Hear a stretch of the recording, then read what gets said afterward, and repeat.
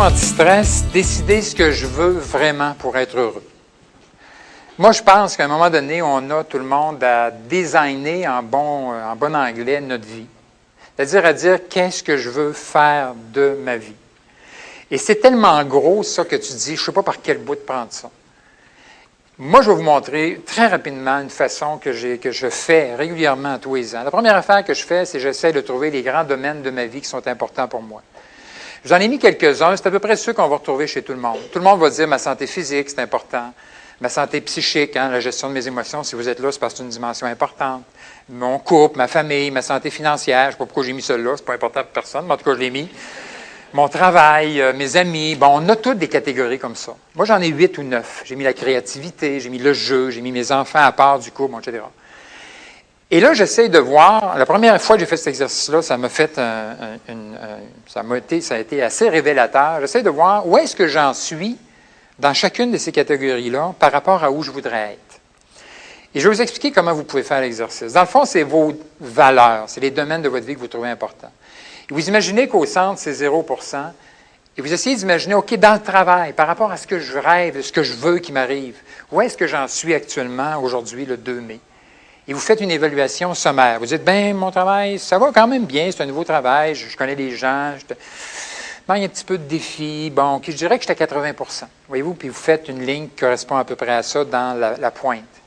Faites la même affaire avec la santé physique. Vous voyez que c'est ponctuel. Des fois, vous allez dire, j'ai pogné une méchante grippe l'autre jour, mon enfant pogne tout ce qui est à la garderie, je l'ai accroché moi aussi, je suis moins bon là, de ce temps-là, je ne fais plus les exercices, j'étais un peu down, j'étais à 60%. Et vous faites le tour comme ça, où est-ce que j'en suis dans ma santé financière? Et ainsi de suite. Le couple, où est-ce que je suis dans mon couple? Où est-ce que je suis par rapport à mes enfants? Dans le fond, c'est qu'à quelque part, en nous, on a une idée, on a des rêves, on a des choses qu'on aimerait être. On a des... Dans le fond, ce que vous avez là-dedans, c'est les grands domaines de ma vie, et vous avez à un moment donné à décider qu'est-ce que je veux qui m'arrive dans chacun de ces domaines-là. Si je réalise ça, je vais être heureux. C'est ça le bonheur, c'est réussir à être ce qu'on peut le plus être dans chacune des catégories. C'est clair que ce n'est pas souvent à 100% tout le monde. Mais vous allez trouver ponctuellement une roue qui des fois ressemble plus à un frein à disque que d'autres choses, mais qui montre un peu l'équilibre que vous avez dans votre vie. Et quel est le rapport avec le stress? Je pense que vous le voyez très clairement.